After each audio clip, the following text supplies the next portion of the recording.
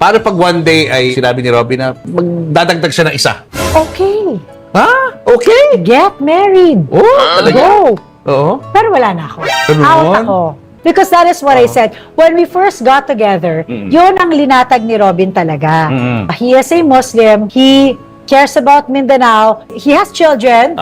And he has Mindanao. Ang mga anak niya in Mindanao. Ako naman, kailangan ako lang. Yun Anong ang reaction niya nung sinabi mo simple. yun? Anong reaction ni Robin? Okay. Na? Talaga? Okay, okay. Love na love siya noon. Okay. Kailangan laging libre ako pagka tinawagan ako ni Tin, di ba? Hindi pwedeng walang time. Dapat lagi Gusto mo yung babae eh. Kailangan kahit Pero ikaw, lagi ka may time to the point of being the driver. Aminin mo, Kasi nga, naging super mo si Oyo. Super, grabe. Hindi, dati talaga sabi ko kay Oyo, Oyo, ano ba pakay mo dito sa mundo? Maging super lang ng lahat ng babaeng minahal mo. Grabe naman. Grabe naman.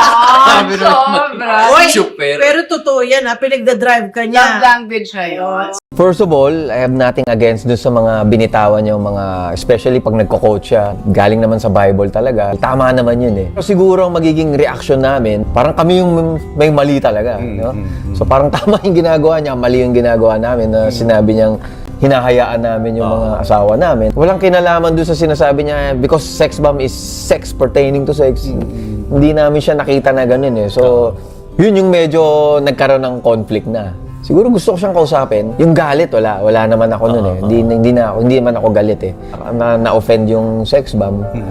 Pero gusto ko siyang makausap kung ano yung pinanggagalingan niya. Anong alabay ni Paolo kapag late sa taping?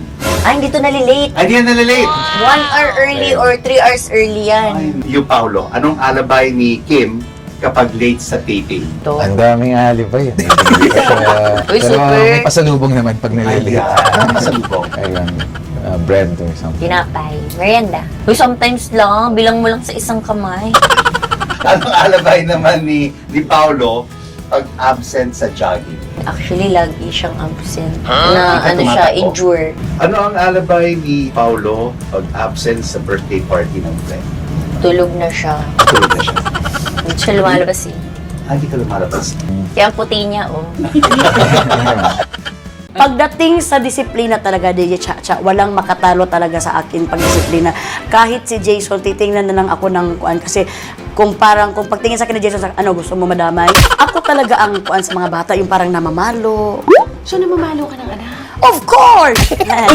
Ang style ko is color coding. Color coding ng hanger. Kunwari, pag black siya, talagang sobrang grabe ng kasalanan ng ginawa mo. Pero pag pink pa siya na hanger, medyo konting ano na yun. Pero pag puti pa, medyo mabait-bait ka pa. May maliit ako na hanger dati. Pag baby pa, nilalagay ko sa bag. Na pag hindi sila ako na mag-arte-arte sa restaurant, ay gusto mo, kuya, binigay ko sa waiter, kuya, pa-order ako ng hanger. So titingin mo, ano, may hanger para silang in-order dito sa restaurant. Disiplina talaga is the key for me para paglaki ng mga anak ako, hindi ako mahirapan.